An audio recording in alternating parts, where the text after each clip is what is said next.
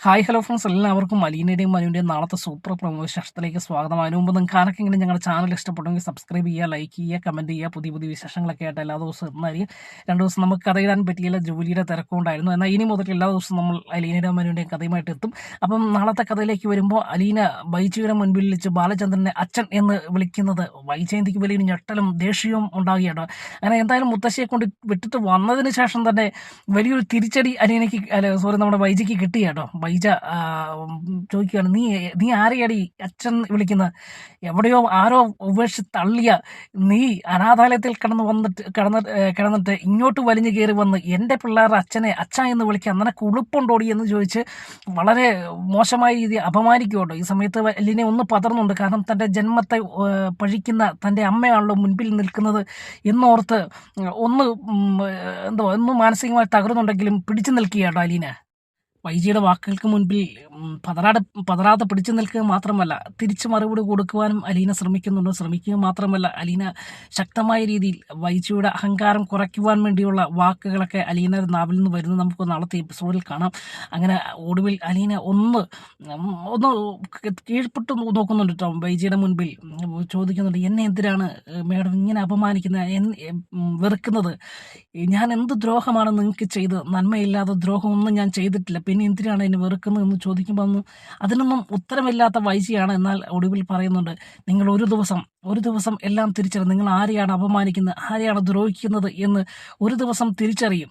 അന്നേ നിങ്ങൾക്ക് മനസ്സിലാകും ഞാൻ ആരാണെന്ന് നിങ്ങൾക്ക് മനസ്സിലാകത്തുള്ളൂ എന്ന് പറയാം. അപ്പോൾ അതിൻ്റെ അർത്ഥം എന്താണ് എന്ന് വൈജ അല്പമൊക്കെ ഒന്ന് ശ്രമിക്കുന്നുണ്ട്. ഇവളെന്താണ് ഈ പറഞ്ഞു വരുന്നത് എന്നൊക്കെ ഒന്ന് ചിന്തിക്കുന്നുണ്ട്. പക്ഷേ എങ്കിൽ ദേഷ്യം നിൽക്കുന്നതുകൊണ്ട് തന്നെ അത് അവിടെ തന്നെ വിട്ടുകളയുക കേട്ടോ. അതിനുശേഷം കൃഷ്ണമോളുടെ ഉപദേശമാട്ടോ. നമ്മുടെ വൈജയനെ ഉപദേശിക്കുകയല്ല, വൈജയോട് ഒരു മുന്നറിയിപ്പ് കൊടുക്കുകയാണ്. അമ്മേ ആരെയൊക്കെയാണ് ഇപ്പോൾ ഈ ഉപദ്രവിക്കുന്നത്, ആരോടൊക്കെയാണ് ഈ വാശി കാണിക്കുന്നത് എന്ന് അമ്മ ഇപ്പോൾ തിരിച്ചറിയുന്നില്ല. ഒരിക്കൽ തിരിച്ചറിയുമ്പോൾ അത് നികത്തുവാൻ പറ്റാത്ത ഒരു തെറ്റായി അമ്മ അത് കാണേണ്ടി വരും എന്ന് പറയുക.